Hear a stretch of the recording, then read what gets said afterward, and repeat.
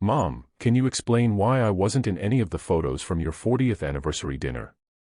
My grandmother Helen's voice cut through the Sunday brunch chatter like a knife through glass. Clink. Across the table, my mother Barbara's coffee cup hit the saucer with a sharp, hollow sound. The mimosa I'd been lifting to my lips froze halfway. I looked up slowly. My grandmother's gaze, sharper than I'd ever seen it after her 3 years living in Arizona for her health, sliced past me and landed directly on my sister Ava, who sat rigid in her chair, then moved to our parents. "Grandma, what are you talking about?" My voice came out smaller than I intended, almost a whisper. The anniversary dinner. The one I'd supposedly been too busy to attend.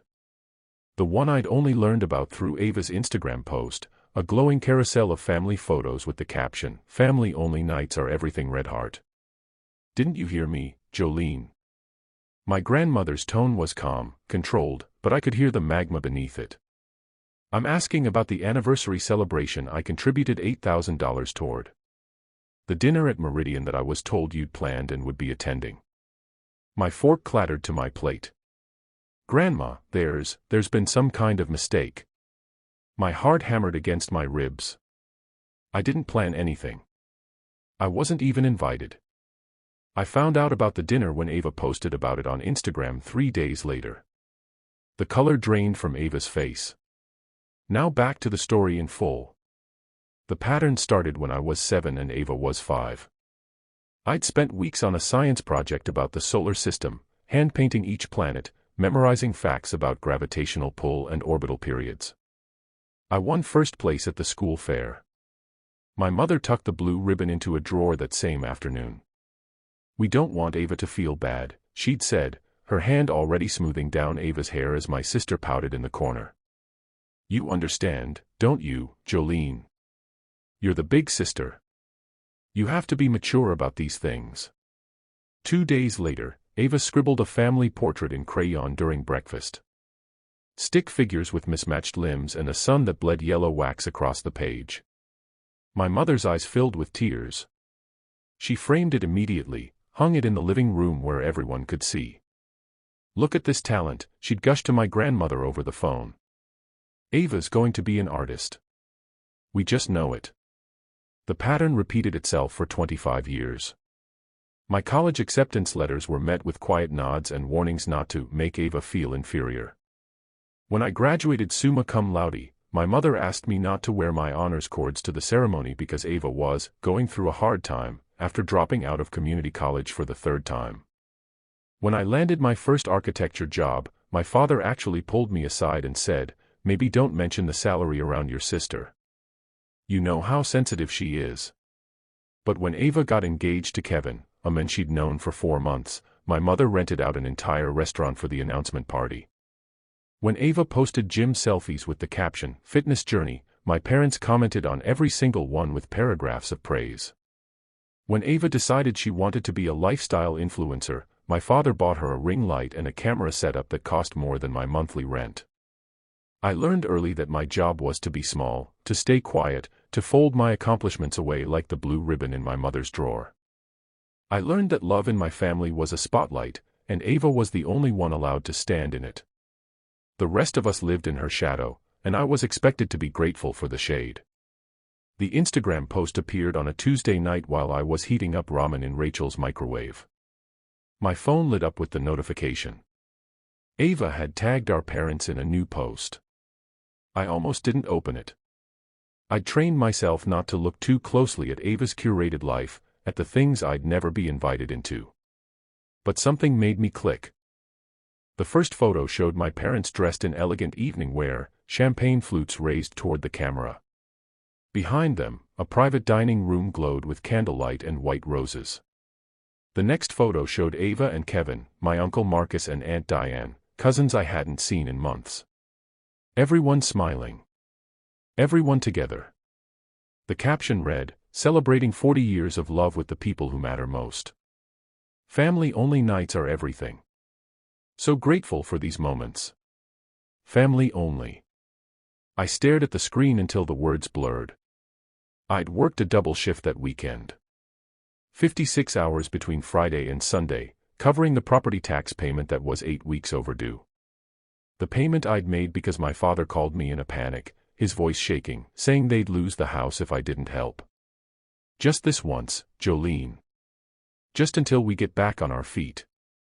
It had never been just once. I scrolled through the comments. Dozens of friends and relatives gushing over the beautiful evening, asking about the restaurant, complimenting my mother's dress. And then, buried 40 comments deep, I saw it. Someone had written, "Where's Jolene?" and Ava had replied, "She's always been jealous of our family bond. Better this way." My hands were shaking so badly I almost dropped the phone. Rachel looked over from the couch where she was folding laundry. "Joe, you okay?" I wasn't okay. I was done. I typed out the comment with precise, deliberate keystrokes. "Congratulations. The mortgage payment and property taxes are all yours now." Then I hit post before I could second-guess myself. The comment sat there for maybe 90 seconds before my phone started ringing. My mother's name flashed across the screen. I watched it ring through to voicemail. It rang again immediately. Then my father. Then Ava. Then my mother again. I turned off my phone and ate my ramen in silence. The calls didn't stop. Over the next 3 days, my phone logged 62 missed calls and 47 text messages. I didn't read most of them, but the previews told me everything I needed to know. "How could you embarrass us like this? You're being incredibly selfish. Call me back right now, young lady. We raised you better than this." The only message that came close to an apology was from my father. "Let's talk this through. You're upset, I understand. But family works things out. Family works things out. As long as I was the one bending, the one sacrificing, the one paying." I blocked their numbers on Thursday morning. By Thursday afternoon, they'd started calling Rachel. She handed me her phone with a grimace while I was getting ready for my shift at the firm. "It's your mom. She says it's an emergency." "It's not," I said, and handed the phone back. Rachel had known me since college. She'd watched the pattern for years, watched me answer every crisis call and fund every family emergency while wearing shoes with holes in the soles. She'd been the one who bought me groceries last month when I admitted I'd been skipping meals to make the utility payment for my parents' house. She didn't ask questions. She just nodded and added my mother to her block list too. "You know what's wild?" Rachel said that night while we sat on her tiny balcony, sharing a bottle of cheap wine. "They never call to ask how you're doing. It's always about what you can do for them. It's always about money." I'd known that, somewhere deep down, but hearing her say it out loud made it real in a way I couldn't ignore anymore. My family didn't love me. They loved what I provided. They loved the version of me that paid their bills and kept my mouth shut and made myself invisible so Ava could shine. The version of me that didn't ask questions or demand reciprocity or expect to be treated like I mattered. I was done being that version. "Good," Rachel said when I told her. She refilled my glass. "It's about damn time." The envelope arrived on a Saturday, too thick to fit properly in Rachel's mailbox. I had to sign for it, which should have been my first warning. The return address was from First Heritage Bank, and the words, "Urgent legal matter," were stamped in red across the front. My stomach dropped before I even opened it. Inside were 23 pages of dense legal text, payment schedules, loan agreements, and a letter on official bank letterhead. "Dear Ms. Carter," it began, "we are writing to inform you of a serious delinquency on account #8847-2940, a home equity line of credit opened in your name on March 14, 2021. As the primary borrower and guarantor, you are legally responsible for the outstanding balance of $174,000. The papers slipped from my hands and scattered across Rachel's kitchen floor. $174,000. I'd never opened a line of credit. I'd never signed loan documents. I'd been rejected for a $3,000 auto loan just 6 months ago because my credit score was somehow in the low 500s, a fact that had baffled me because I'd never missed a payment on anything, never carried debt beyond my student loans.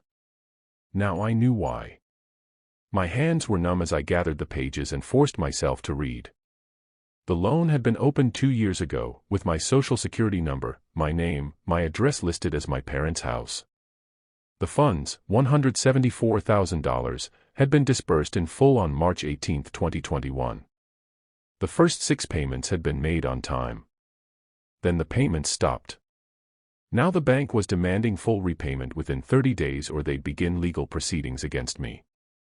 Against me, Jolene Carter, the borrower of record, the guarantor, the person whose signature appeared on every page of the loan agreement. Except I'd never signed anything. I looked at the signature page, at the looping handwriting that was almost mine but not quite. The J in Jolene was too elaborate. The tail on the C in Carter too short. Someone had forged my name. Someone had stolen my identity, tanked my credit and saddled me with a debt that would take me decades to repay. And I knew exactly who. The bank manager's name was Diane Sue, and she looked at me with the kind of practiced sympathy that told me I wasn't the first person to sit in her office with this story. I'd brought every document I had, my driver's license, my real signature on old tax returns, my credit report showing accounts I'd never opened, charges I'd never made. I need to see the original loan application, I said, my voice steadier than I felt.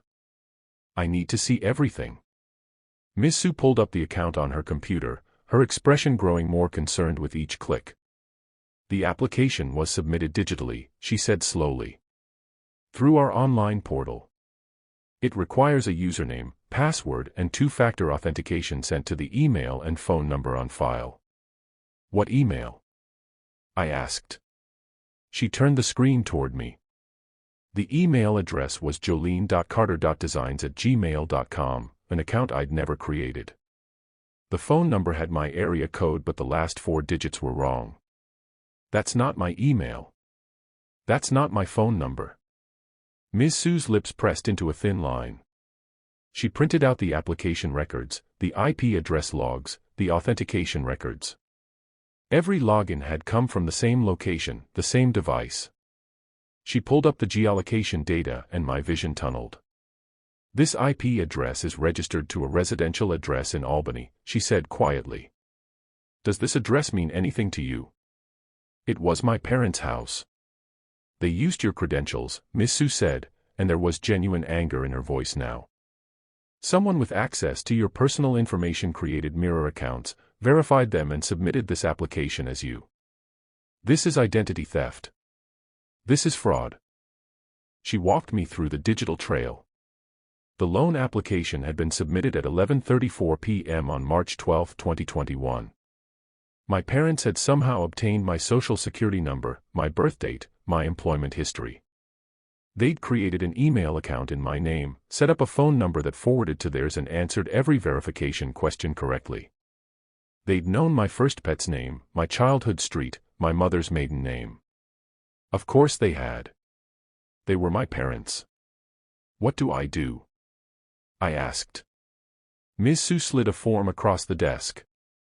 You file a formal fraud dispute. You file a police report. And you understand that this will likely result in criminal charges against whoever did this. She paused. Even if they're family. Especially because they're family, I thought. I signed the fraud affidavit with my real signature, the one that didn't match the looping forgery on the loan documents. Ms. Sue made copies of everything, flagged the account and started the internal investigation process. This will take time, she warned. And it won't be easy. But you have rights, Ms. Carter. Don't let anyone tell you otherwise. I walked out of that bank with a folder full of evidence and a clarity I hadn't felt in years. My parents hadn't just stolen from me. They'd tried to destroy my entire financial future, and they'd done it with the same casual entitlement they'd shown my whole life. But now I had proof. And I was done being silent. The police report took 4 hours to file. The officer who took my statement was a woman in her mid-40s named Detective Sarah Ortiz, and she didn't flinch when I told her who I was accusing.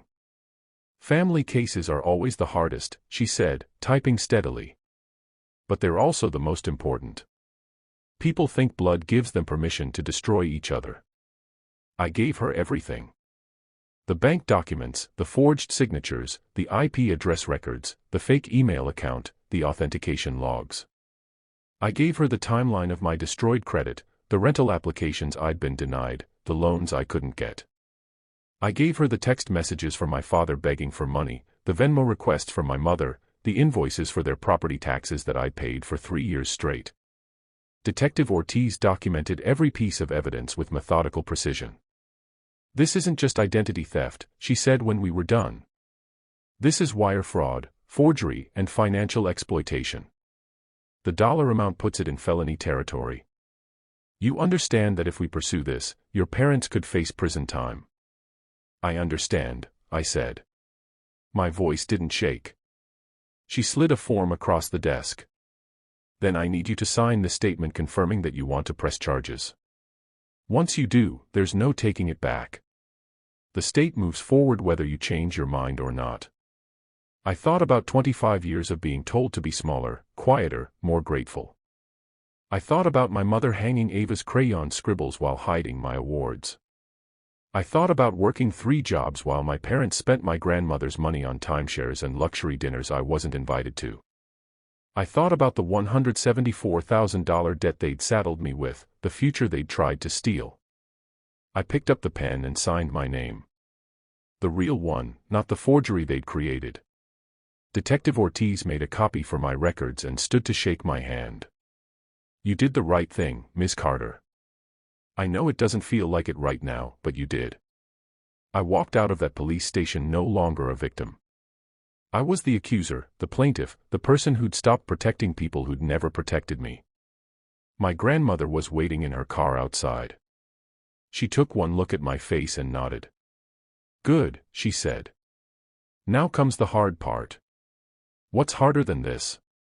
I asked. She started the engine. "Watching them face consequences. That's when they'll try everything to make you the villain." I buckled my seatbelt. "Let them try." The brunch was my idea. Neutral ground, public space, witnesses everywhere. The kind of place where my mother couldn't scream and my father couldn't use his disappointed voice to make me feel small. I chose Stella's Cafe on Madison, a bright, airy bistro with terrible acoustics and tables packed close enough that everyone would hear everything. My parents arrived first, with Ava trailing behind them looking like she hadn't slept. My mother's face was already set in that expression of wounded dignity she wore so well. My father looked older, grayer, almost fragile. Ava wouldn't meet my eyes. My grandmother and I were already seated. I'd chosen a table near the window, maximum visibility. I had a folder in front of me, neat and professional. My hands were steady. "Jolene, what is this about?" my mother said before she even sat down.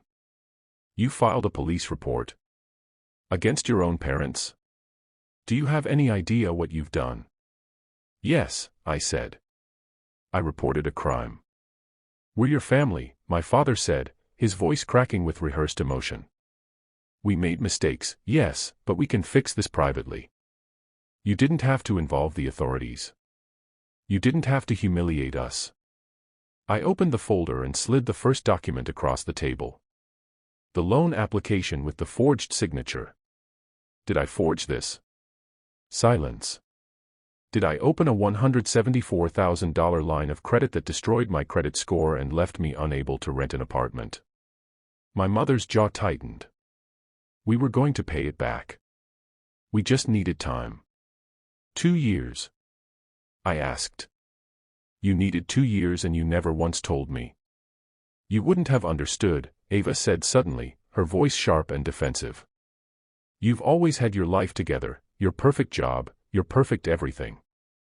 We needed help and you were too busy judging us to notice." I almost laughed.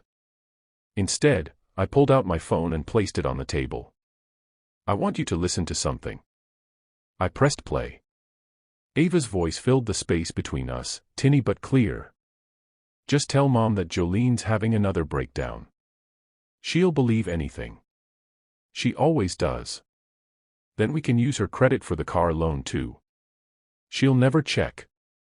Ava's face went white. "I recorded that 3 weeks ago," I said quietly. When you called me about co-signing for your BMW. My mother opened her mouth, but I wasn't finished. I pulled out the next document. The email chain between my parents and my grandmother, the ones where they'd claimed I was too unstable to handle money, too irresponsible to manage my own life. You lied to Grandma for years. You intercepted her letters, her money, her attempts to contact me. You isolated me and then you bled me dry. My father reached across the table. Jolene, please. Don't touch me.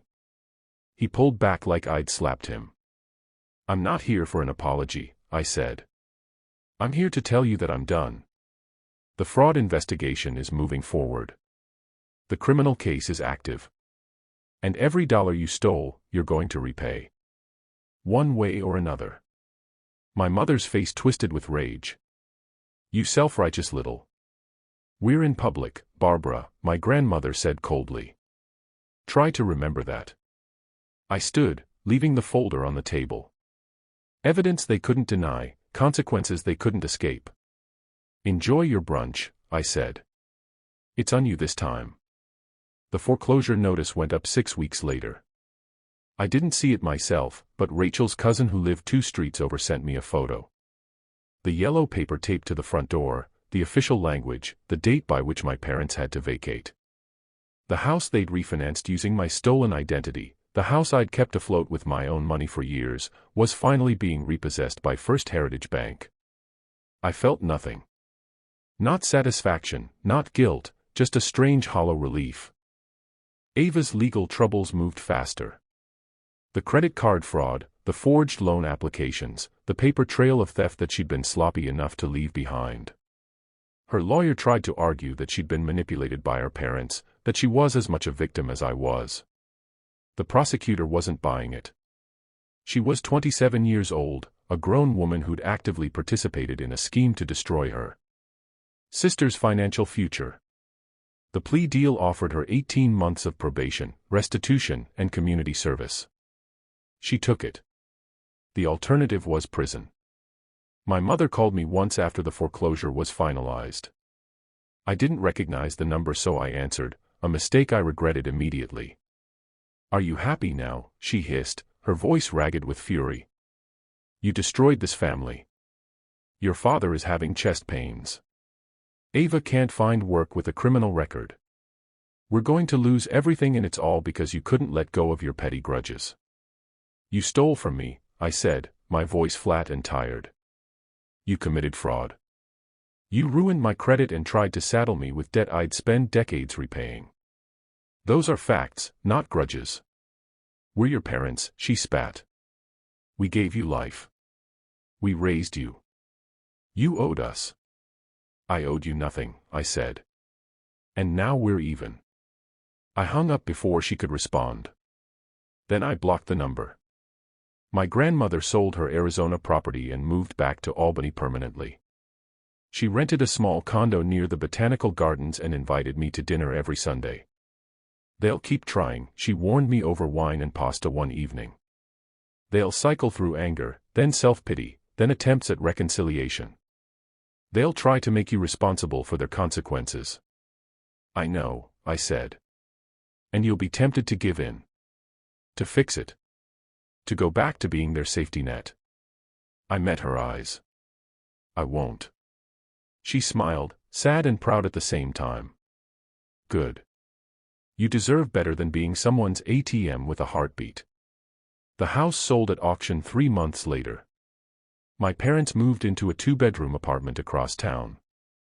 I heard through distant relatives that my father had taken a job at a hardware store, that my mother was working retail for the first time in 30 years.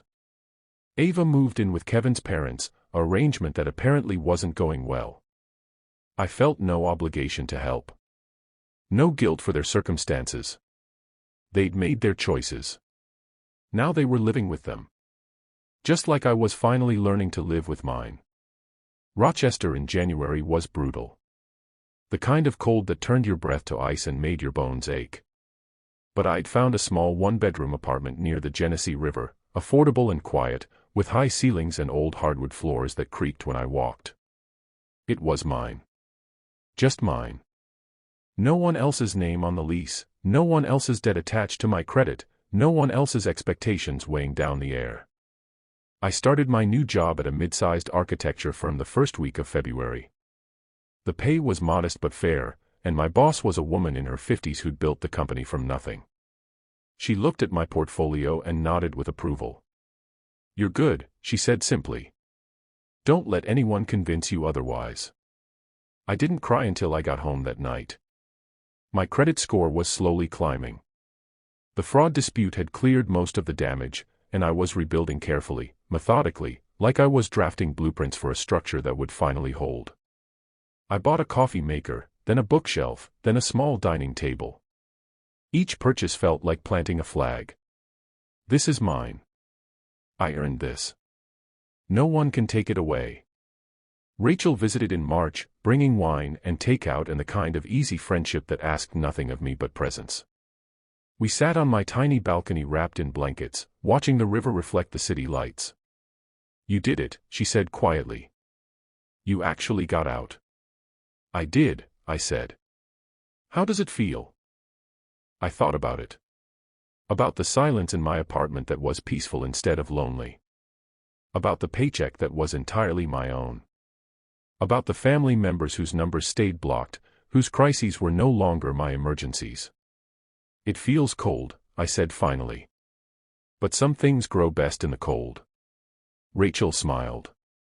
"Like boundaries." "Like self-respect," I added. My grandmother called every Sunday without fail. Sometimes we talked for hours, sometimes just a few minutes. She never asked if I regretted pressing charges, never suggested I should reach out to my parents or give Ava another chance. She simply asked how I was, what I was working on, if I needed anything. The kind of questions family should ask. On a Saturday in late April, I walked through my quiet apartment and realized something that made me stop in the middle of folding laundry. I was happy. Not the desperate grasping kind of happiness I'd chased for years by trying to earn my family's love. But something quieter, steadier.